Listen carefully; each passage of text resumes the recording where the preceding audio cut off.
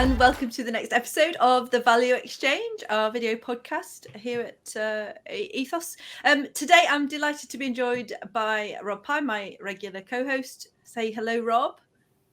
Okay, thank you for that. And my dear and one of my oldest friends, in fact, Ian Holloway, who is an orthopaedic surgeon in northwest London, who I'm hoping has come to talk to us today a little bit about community engagement and innovation, experimentation, and how that might be able to help change the world a little. So I'm going to ask Ian to introduce himself first. Tell us a little bit about yourself, Ian, why you do what you do, and how you got to where you are.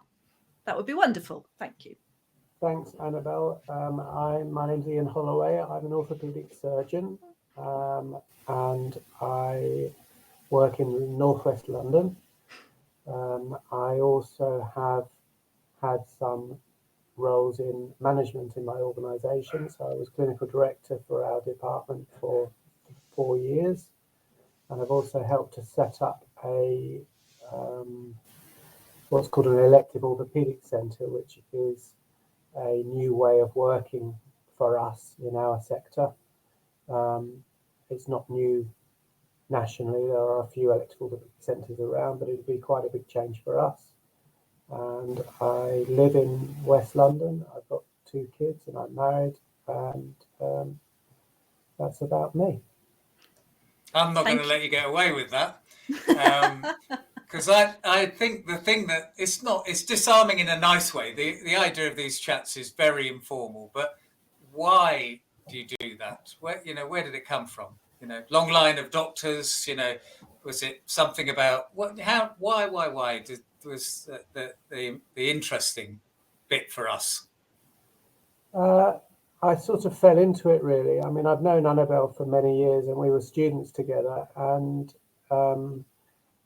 I decided to go into medicine because my mum suggested it. And in fact, I was thinking of doing engineering, which is what Annabelle's husband does. It didn't feel quite right to me when I was doing my application. So I spoke to my mum in the kitchen, and she said, why don't you do medicine? Because I had considered that before. So that's what I did. And the thing about medicine is it's quite an incremental career process. So you go from scientific study at school through similar stuff at university and then into medical study.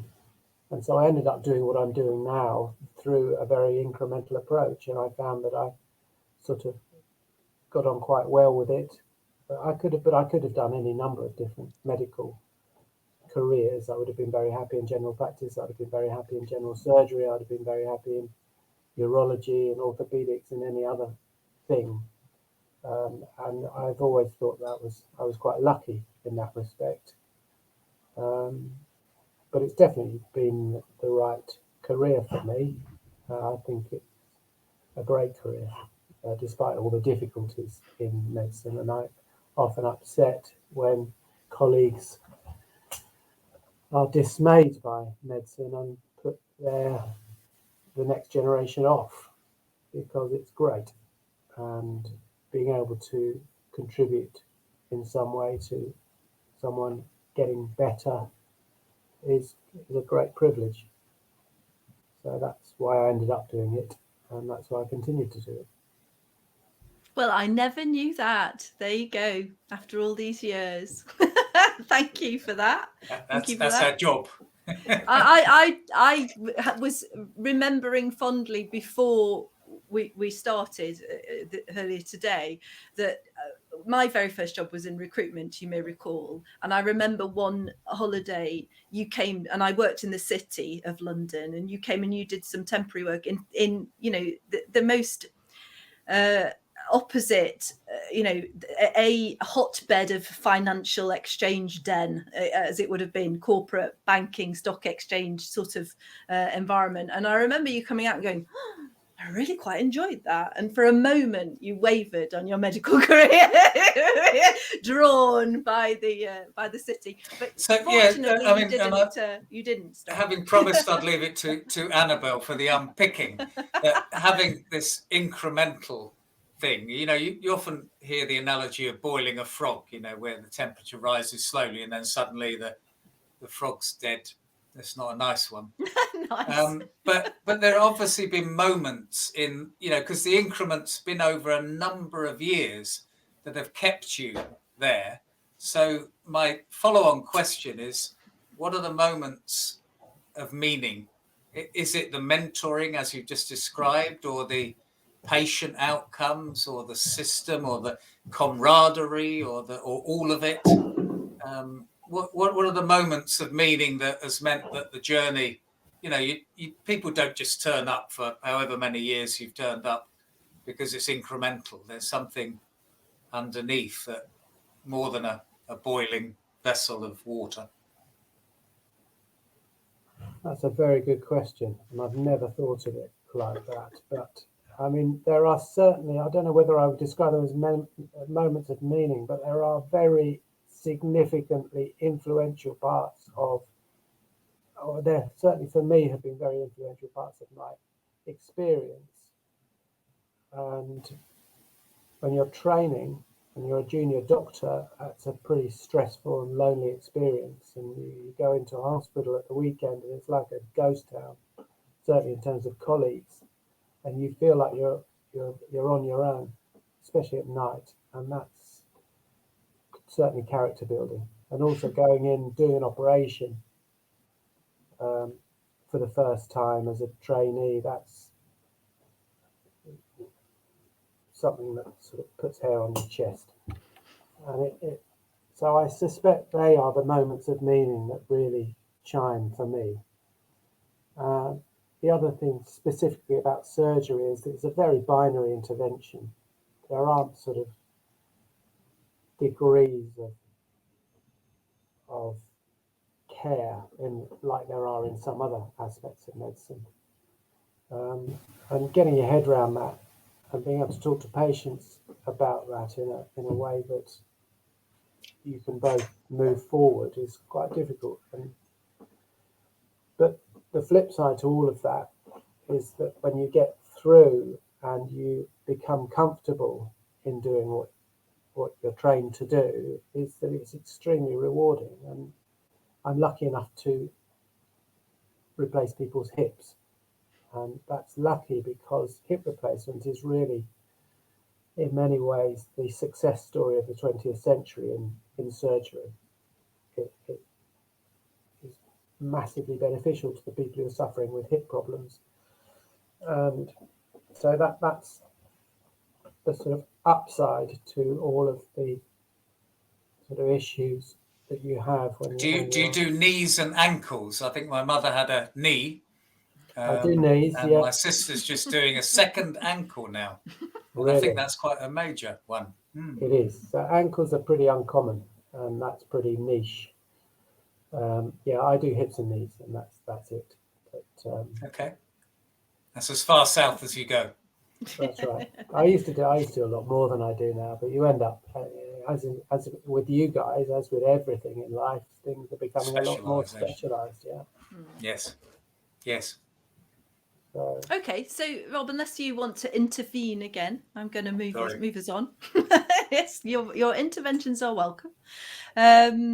So we met a few weeks ago, and we were talking about, you were talking about some engagement that you'd undertaken with it's probably I've forgotten what you said when you introduced yourself, but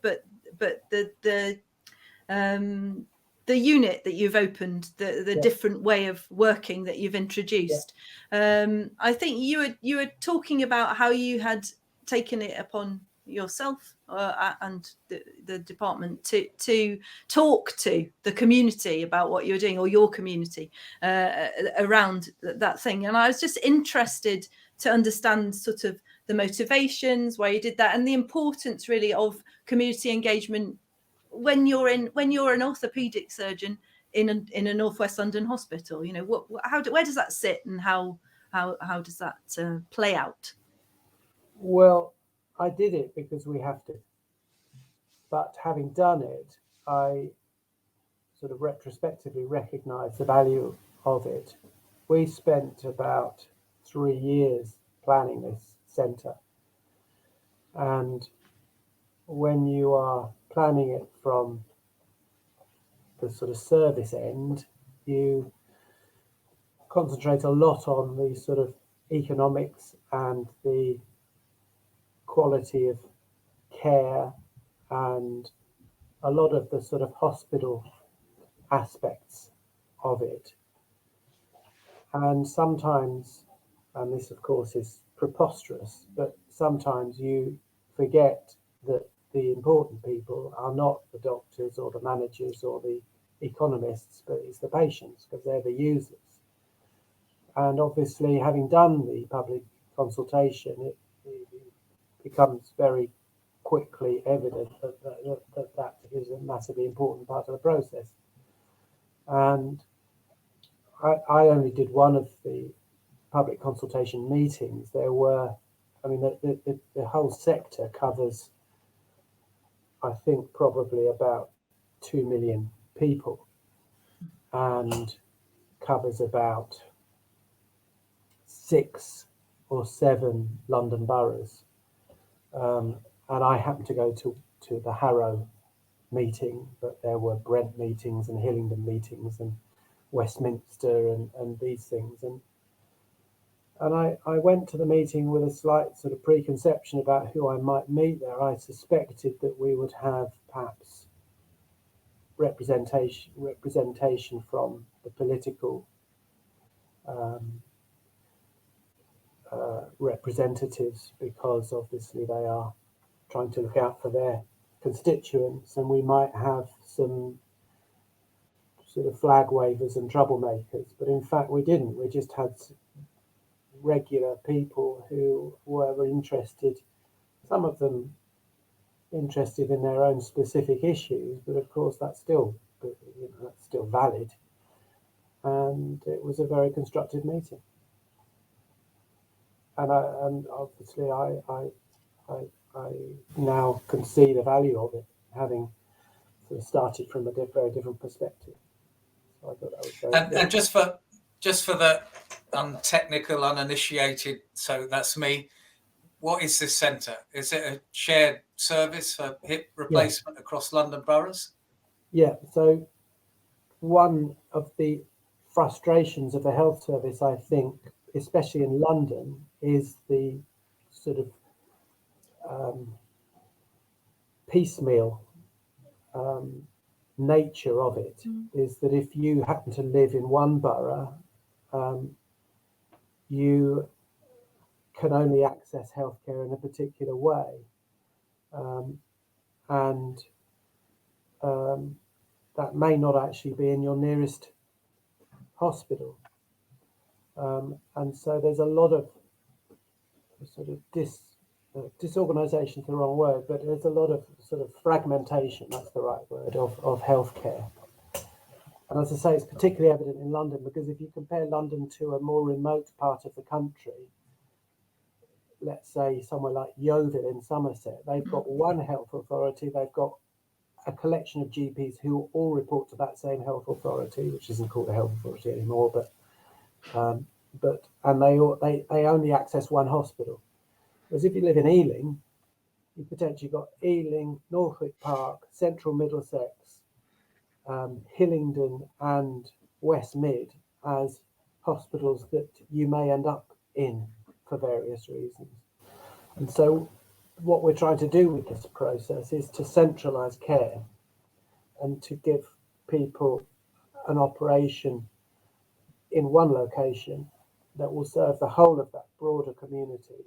And the benefit of that is that you end up with, instead of 5 units providing it, you end up with 1 unit providing it, and everybody is specialising in that same area, and they're providing the same procedures at a much higher standard.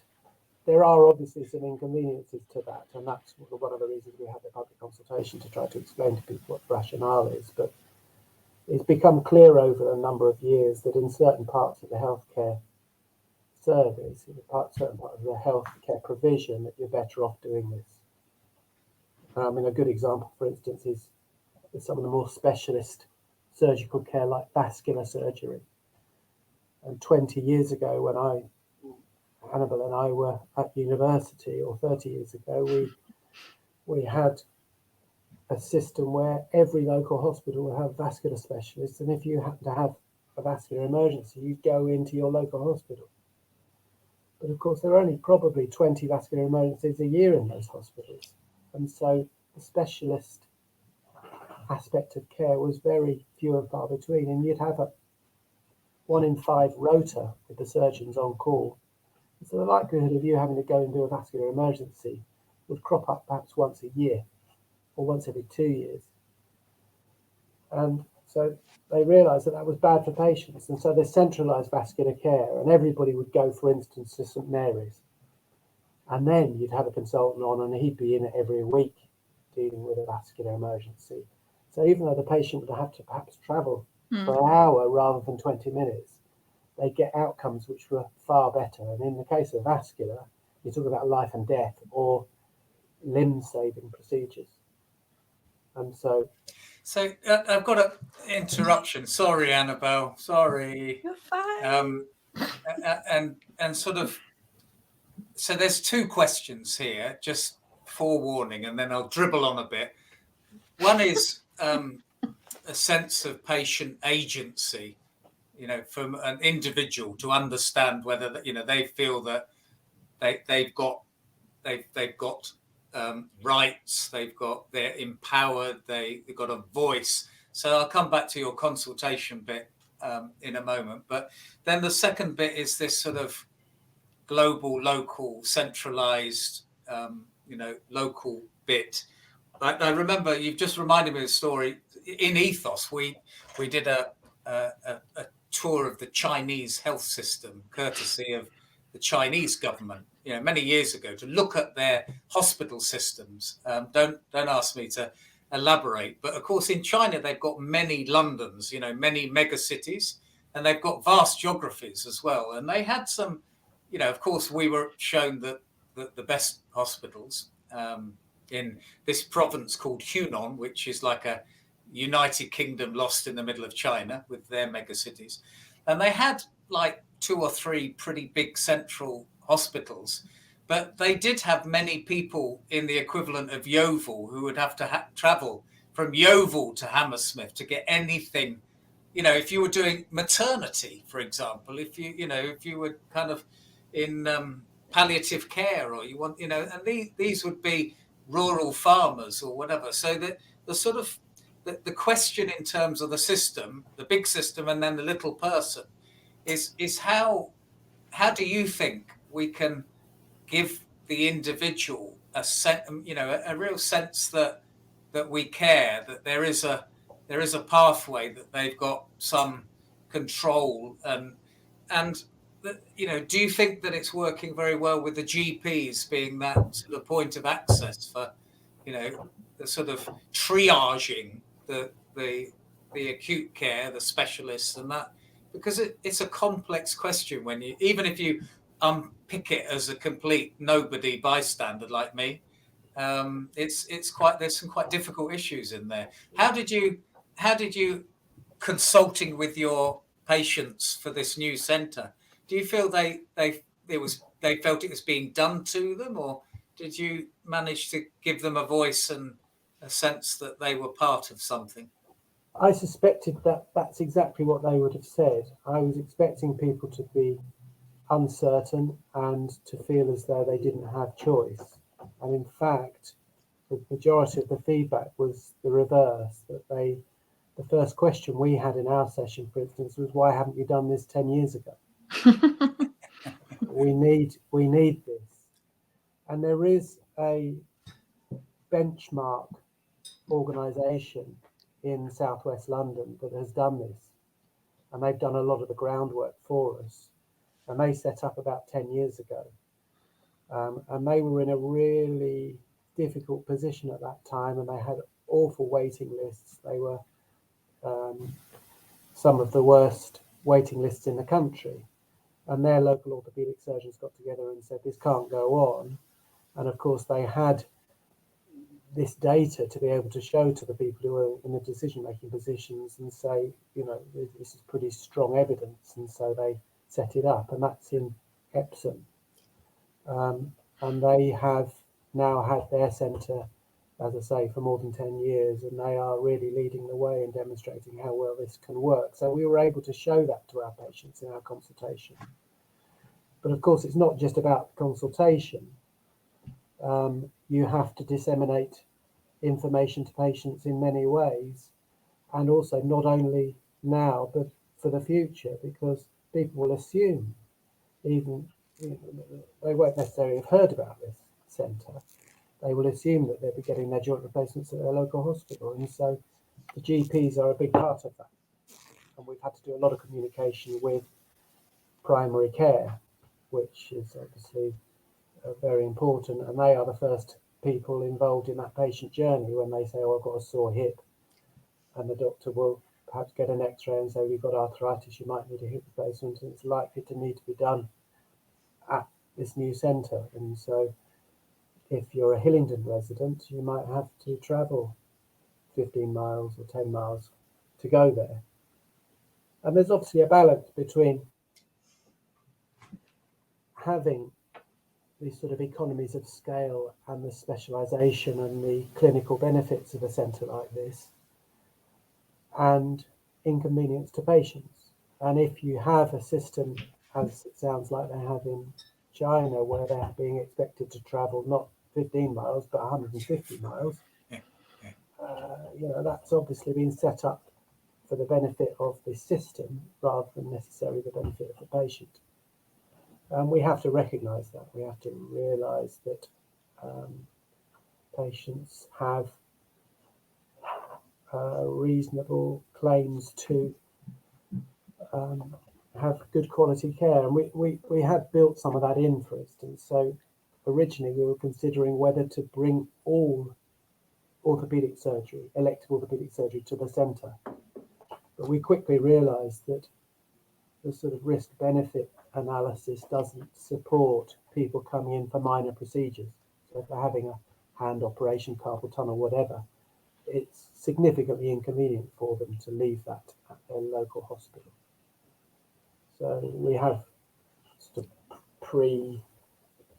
we have done some analysis of that in advance of going out to this consultation exercise.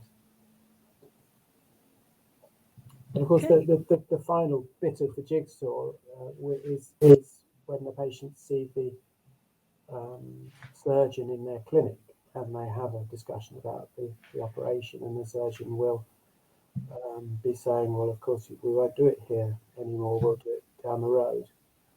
And one of the things that we thought was important was that the patient had continuity, so they would go and see a specialist at their local hospital. It would be that specialist doing their operation at the centre, so the doctors would be mobile with the patients, and that helps with trust and with reassurance. Okay. Rob, was there another question you had down the line? Did you cover that? Yeah, I could carry on if you want me to, but your turn, or no, go for it, and then I'm going to move us on to a different subject. Right. So we're talking to NHS chief execs, and we want to speak to porters, and we want to speak to junior doctors. Because we care about. We just did this big police project where it's about well-being of 300,000 police officers and their mental health, and of course, if you talk about public service and the NHS, and you hear stories from very senior people, the chief executive trusts and integrated care boards going, well, I'm interested in future generation of NHS workers because either they've all got PTSD now, or they're going to have it, fairly soon. The well-being of staff is a massive issue.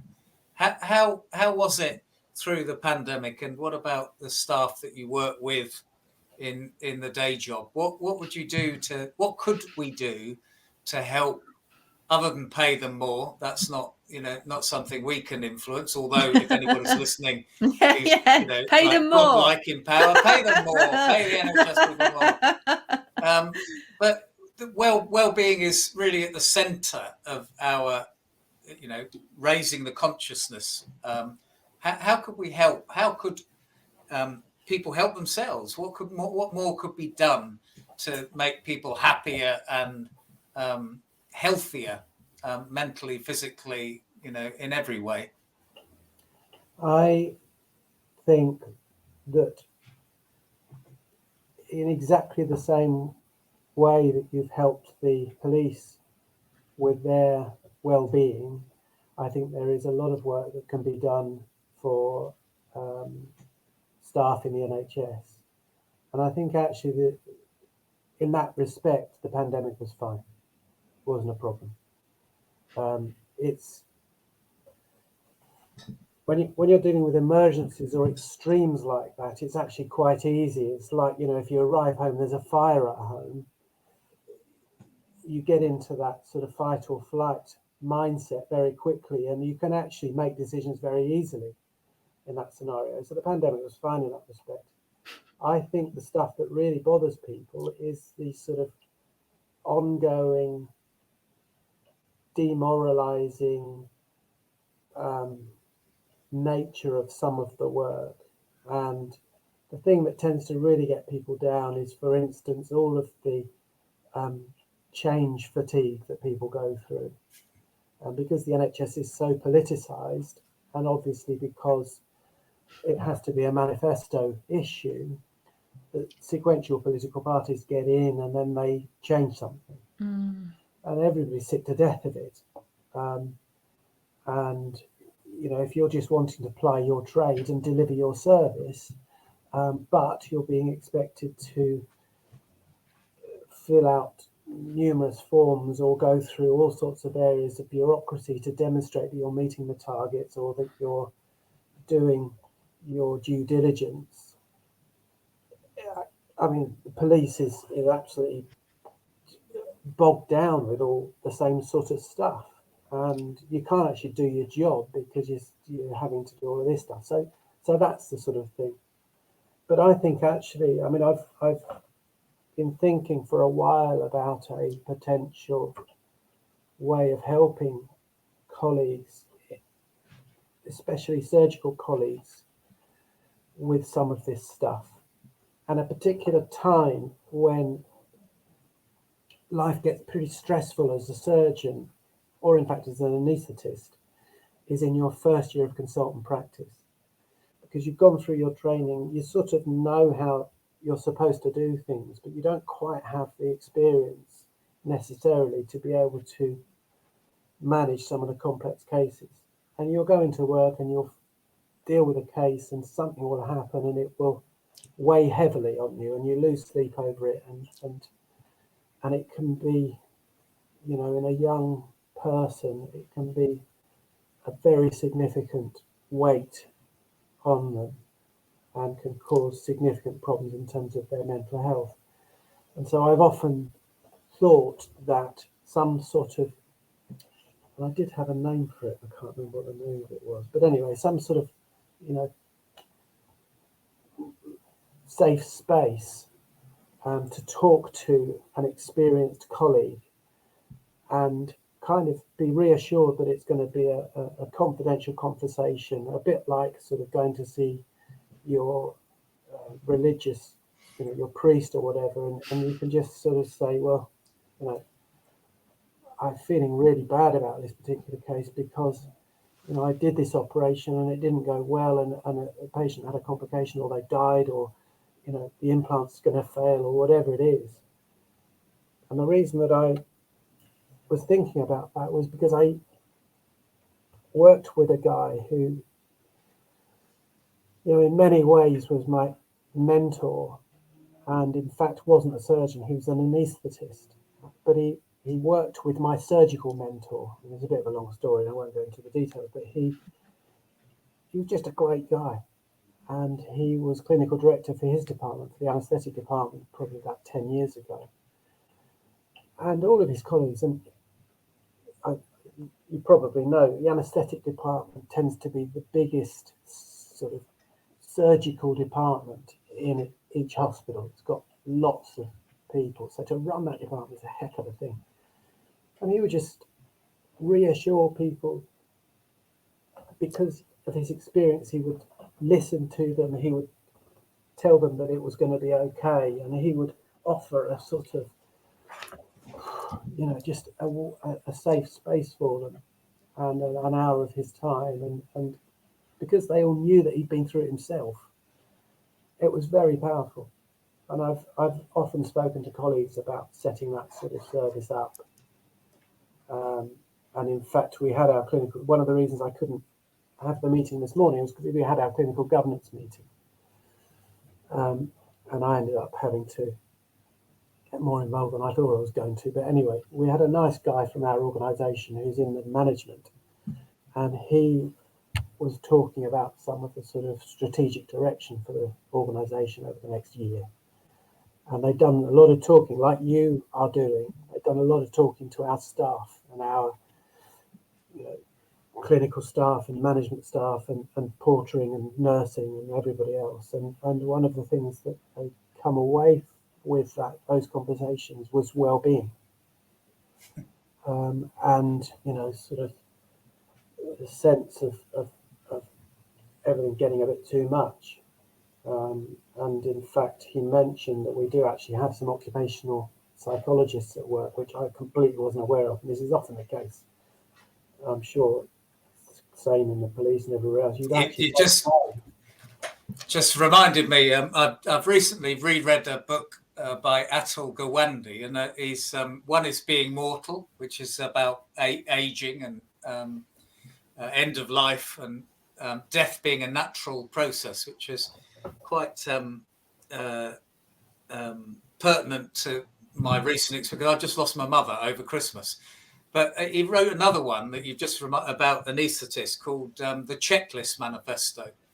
And in the Checklist Manifesto, there are stories about how a system, which by nature can often be hierarchical, you've got the consultants and you've got nurses and you've got specialists, and it can be very difficult for people to feel able to contribute as equals to a system, and speak and be honest and truthful about, actually it might be through an operation, it might be actually, right at the sharp edge, or it might be, something somebody's worried about, or it's totally non-related to a work environment. And he does a couple of cases in the book that are particularly powerful about giving the nurses and the whole surgical team permission through every operation to go through some checklists that are pretty obvious stuff, but maybe, the pressure of life and everything, maybe somebody's missed some stuff.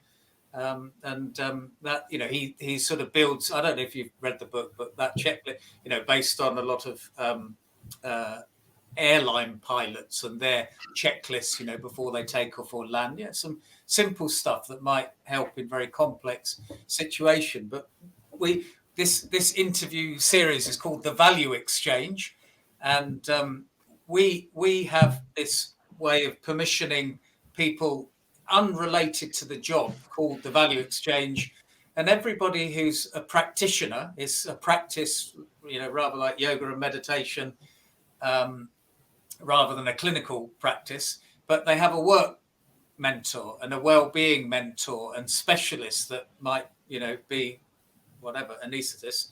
But the idea is to give support for people to be able to talk to one another out of a hierarchy or out of a, doing their work, but just for having reflective conversations to say, actually, I was really damaged by that person, that I really need to reflect on that. I really need to, and often the well-being bit is just permission to not be well, permission to actually have a random conversation with your well-being mentor and how are you today? It's like, so yeah, I think sort of quite moved when we talked to another trust, but it was about, you know, the priority is always the patient. But actually, if the people who are the carers are not looking, if the carers are not looking after themselves, then there's nobody to care for the patients, is there? So I think just putting, you know, the you know, the whole care system, you know, to look after each other, you know, and that's, you know, the way you described it, Ian, was this guy that you described sounds just like it was almost an innate skill of his to go, well, actually, you know, through my experience, what I would have liked is to have been looked after. So now I'm going to look after everybody, because I mean, you work in, you know, the most caring environment there is, but I feel like we forget to look after the person who's doing the job next door. Care for the carers. Yeah, care for the carers. So quite key and important, really, because if we don't look after the carers, there will be no carers, and then what will we do? Well, there will be carers, but they'll just be distracted and tired and not doing, you know, unfortunately we've all had experiences in life where we've gone in for healthcare, or for that matter any sort of service, and you go away thinking, well, that person didn't really do their best by me, and that's what happens. And I remember with my father, because he was, you know, in and out of hospital before he passed, but I remember where he ended up was what I always described as this old-fashioned ward. You know, it got big windows. It was an old building, you know, not a modern building, but it was you know, it was a lined, you know, a long ward lined with beds on either side. But what I felt most sort of, you know, happy for the sake that he was in hospital with was that the people there, I don't know why it was, but they seemed to have time to care. You know, they had time to talk.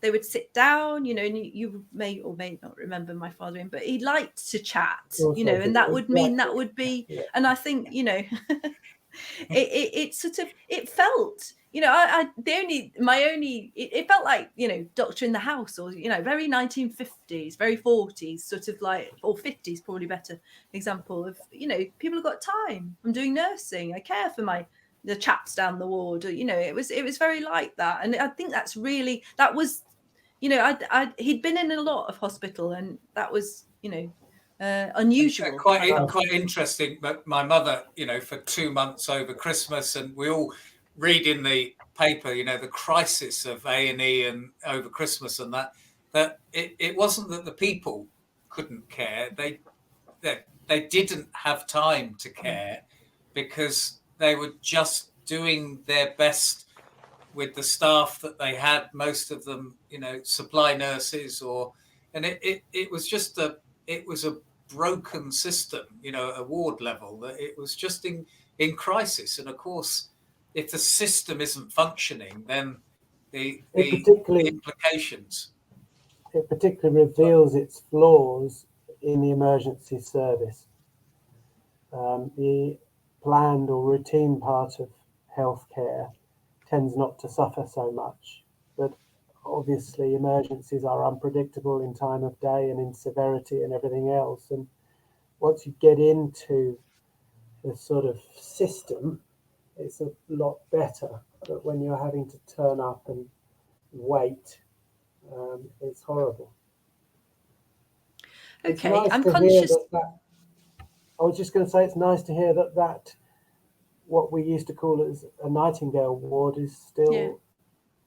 Yeah. I mean, this was pre-pandemic, so I don't know whether it's still there even. But that's what it felt like. Well, and you know, I'm very rude. It was up north. Where was it? It was in Stoke. It was in Stoke, which has got very poor reputation, really. But well, it's nice to hear that he had that good quality experience. As he was calling for his beer. Yeah, good for him. Quite right. But anyway, conscious of the time, I would be keen just quickly talk about innovation, experimentation, looking at some of the problems we've talked about, and sort of part of sort of what we're about is actually just having a mindset of, well, maybe if we just gave something a go, let's pilot is a word that's used often, but maybe we could just try something different, which is a really, again, something people struggle with, that actually, you know, the risk aversion is rampant, I think, in society, which is a bad thing, I think, you know, within reason. And I'm interested in your experience of, you know, because you've done something that's brought about some significant change you've just described. But you also sort of tongue in cheek said, you know, maybe we should have done it sooner. So I'm just interested into how innovation happens or doesn't happen, and what your thoughts are. And there must be, to add to the question, there must be parts. You described your line of work as kind of binary earlier on, you know, success, failure. There must be parts of the process you can improve and experiment on, and parts that, you know, are strictly, you know, clinical, not for experimentation in the thick of things. Yeah, so the two projects I've done that have involved changing the process, one we've already discussed. The other one is what's called, and it's now old news because everybody does it, but it's called an enhanced recovery system. And it's taking an old-fashioned way of looking after people after their hip replacement and changing it so that they get better quicker and they get out of hospital quicker and they're in less pain, etc., etc. And the thing that most gets in the way of that sort of innovation is not risk aversity, it's change aversity. So people, especially in healthcare, are very change averse. And the reason for that, certainly from the doctor's point of view, is that they are unimaginative. They're unimaginative. If you think of a doctor, they tend to be the goody two-shoes at school. They worked hard, they don't rock the boat, they don't come up with fancy new ideas in any way. They're unimaginative, they get their heads down, they do their work, and they turn up and they do things in the way that they've always done things. And that's exactly what I found when I tried to introduce the enhanced recovery program. That's exactly what all the specialists said would happen. They will all say no. And they'll all say, oh, no, we don't do it that way. And it's basically because they can't be bothered. So you have to find ways to introduce change in that sort of environment. And of course, the best way to do it is to demonstrate that it can be done, and for your patients to get better quicker than their patients, and then them to say, oh, hang on a minute, his patients are going home 3 days quicker than mine, and they're happier, and the staff are happier. We better do something about it. So obviously you can use slightly underhand tactics in that respect. But lead by example. Yeah, exactly. The change fatigue, something that's come up twice now. You've mentioned, and it reminds me of a story of a senior RAF base commander, and he was running part of the surveillance fleet of aircraft called Nimrod. But Nimrod, they decided to cancel, killed it all. But before that, there were years and years and years of change, and he sort of described it in a similar way. It's just like we're just fatigued. We are just completely not able to just take any more forms, change, consultants all over the place, as in management consultants, not clinical ones, to redesign process. And we're knackered, we're burnt out. And again, it's back to that sort of well-being and reflective bit, that in the face of evidence, that might be, oh, well, patients could recover more quickly, we've got some evidence this way. But if your department is burnt out, if the people in the system don't have the capacity to listen, or they don't want to, because it's like, why change? Because life's difficult enough as it is, rather than, it's how do you build some capacity in the system for people to want to innovate? Well, I think thinking of GPs and other people in the system with, just no time, less and less and less time for patients. One of the things is that I think it's fine to change something if it's well researched and it's got legs. If something is introduced because it's just tinkering, because, for instance, the electorate has said something needs to be done, so you bring in a law to say that modern slavery laws can't be used by asylum seekers, it's bullshit. We all know it's bullshit, and it's not going to work. And you then tinker again, and people can see that. A good example of change that was introduced in a very boring way, but very effectively, you've mentioned already, which was the WHO checklist. And we all carped about it, and we all say, oh God, do we really have to do this? But I can't imagine now doing an operating list without the checklist. I mean, I can think back to lists that I've done in the past of 10 knee arthroscopies, where you've got a right followed by a left, and on one knee you're doing a medial meniscus, and then the other knee you're doing natural meniscus. You get to number 8, and you start thinking to yourself, hang on a minute, is this this one or that one, or which knee are we doing? And so doing a checklist, which we weren't doing years ago, would you believe, is a great example of change that's been brought in. It's been brought in once, and it hasn't been tinkered with. And of course, there are other examples of change that people quite like. The sexy stuff. If you're bringing in a technology type change, new toys for people to play with, then that's, especially if it's surgical. As long as it's not patient management systems that don't work. Exactly. And many people can see them. Many people can see them for what they are. I mean, we're going through a wholesale change of our electronic patient record system at the moment. You can imagine how big that is. You know what those things are like. But I think most of us can see the value, because we happen to be moving to a system that all of our neighbours use. And for things like our elective orthopaedic centre, that's going to be critical. So although it's going to be a nuisance and we're going to have to learn a new system and you're going to have to get smart cards and everything else, it'll be fine. It's better than a trolley of x-rays that you kind of pushing around and getting the patient notes out like that. I loved my job when I was 18, before I went to university, in the throat, nose and ear hospital near King's Cross. I spent the summer pulling files from the filing cabinet down in the basement. It made me the person I am today. Can you imagine now? I mean, all of those medical records departments, they'll all be something else now, won't they? Because they won't need the space.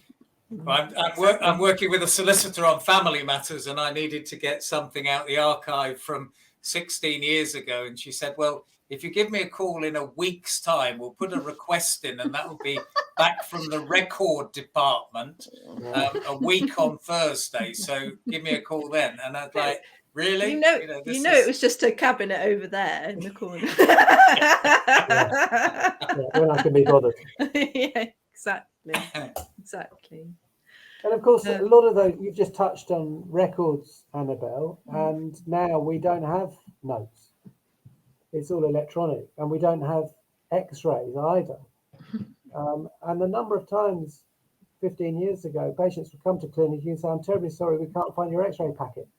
But of course, that doesn't happen anymore. No. And you can do digital manipulation of the image if it's not, if the penetration's not quite right, or you want to see something in more detail, and it's fantastic. So of course, people often can see the value of the change after the event. Luddites, which most of us are, wouldn't go back in the vast majority of cases. So people complain a lot about change, but clearly you have to evolve, and a service has to move on. So I'm going to ask you, in that sense, a bit of a flippant question. It's like, what change would you like to see? What would help you right now? in your role within the NHS? It doesn't have to be about you, but the NHS generally. What would be the most beneficial thing that we could do? So that's a big question, sorry. It's fine. So I'll give a big answer. I think probably, and Emma says this, and I think she's absolutely right. The biggest change that needs to be brought in for the benefit of the NHS is in prevention. Public health. And yeah, because, you know, if you've got a patient who's already diabetic or they've already got chronic obstructive airways disease or whatever, then you're seeing them every month or you're treating them for the rest of their life. Whereas if you can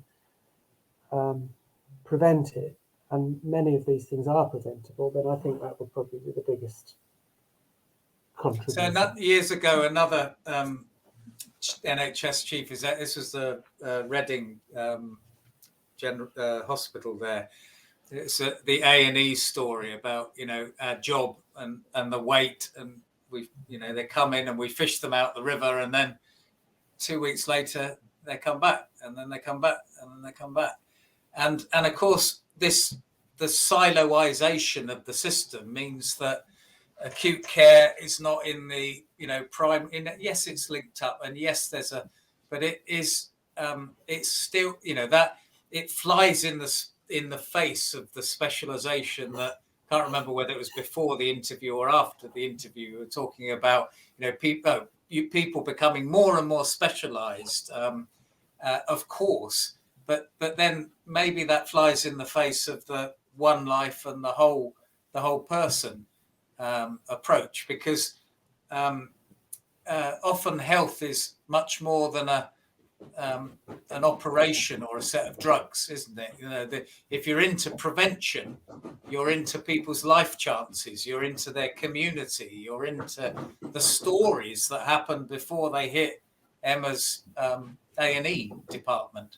Yeah. And that's where some really interesting rethinking can happen to keep people away from acute care, not because we triage them, as the specialization kind of says, more and more and more triage means you've got to be dead before you get through the doors, kind of thing.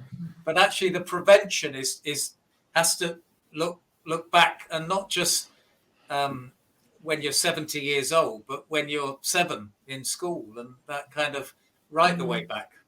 I think there's also a very interesting conversation about efficiency and time. And if you've got time, you can deliver a better quality service, not just insofar as, well, most definitely insofar as things like Fred's nursing care, but also things like, there was a great letter in the BMJ about a year ago, written by a chap who was saying people's answer to the NHS these days is about more money. He said the problem with money is actually what you need is more time. Because if there's money sloshing around and you don't have enough time, you tend to just temporize. A patient will come and see you, you've got 5 minutes with them, you think, actually, I just need to have a sensible conversation with them about losing weight. But that's going to take me time, because you have to be sensitive, you have to have a proper conversation with them, and you have to direct them towards all the resources. If you haven't got enough time, you just send them off for an MRI scan. So see me in 6 weeks with the results of your MRI scan. The best story I've got I seem to be full of stories today, on time, is the fire service. In that, because of smoke detectors and, you know, the general health and safety environment, there are less fires, you know, per capita than there used to be, actually, even though we hear it. And actually you have an underlying demand that goes down. But the real benefit that they, speaking to some of the fire chiefs, you know, would articulate is that of time, because once that underlying demand goes down, then they find time. And how do they spend the time? Well, they do some moonlighting and stuff like that, but that's not really central. They don't. they work on more prevention, and actually a lot of what they're doing is, you know, some social work, knocking on doors and doing checks for fire safety and that. School education, They're also doing community outreach, and they do that because they've got a bit more time, a lot more time than other, but they're working on a system where actually the underlying demand is going down. So of course, how you prevent, back to your first point, in order to create more time, is that system dilemma, because you want the underlying, and against a backdrop of, you know, the demographics of an aging population and it's a wicked problem, because you could throw as much money as you like, even if we don't like, but you're never going to solve the problem unless you get the demand down and you create a bit more time. So I think how would you do that? Well, you need to. If I can speak about my own experience, I do a clinic every Thursday morning, and there's me and a registrar, a trainee, and we have X number of patients who come, and it's clear that in some cases they don't need to be seen by a surgeon. They won't need an operation. Certainly not now. They may do in a few years' time or whatever. But telling them that actually takes up quite a lot of time, because they come with an expectation. And the temptation for the trainees is always, oh, well, Mrs. So-and-so's here. She thinks she might need an operation on her knee. To be honest, I can't really see much wrong on her x-ray. Why don't I send her for a scan? And they then send her off for a scan, and she comes back in 6 weeks' time, and then they find that the scan doesn't show much either, lo and behold. And they then have to have the difficult conversation with them. Well, actually, I'm not sure an operation is really going to help you. But the patient has now invested that much more time in the system, and their expectations are that much higher. And if you'd invested a little bit more time with them first time round, and breaking, I mean, obviously this isn't quite breaking bad news in a sort of, difficult diagnosis kind of way, but it is managing expectation and doing the right thing for the patient. And in the long run, it delivers you a far better quality service. And that's the knee-jerk reaction in the modern NHS, is that you don't actually have the time to sit on the patient's bed and tell them, actually, probably the operation for the 5th operation for their terminal condition is probably not going to be the right thing, and that we need to perhaps think about alternative ways of looking after them. You know, if you're a junior doctor with lots of pressure and lots of expectation and very little time, it is often difficult to do the right thing, and you sometimes end up saying, oh, actually, perhaps we will do the operation, we'll take you to theatre, we'll do this thing. And it's not, I feel that I've come out with a rather brutal example there, but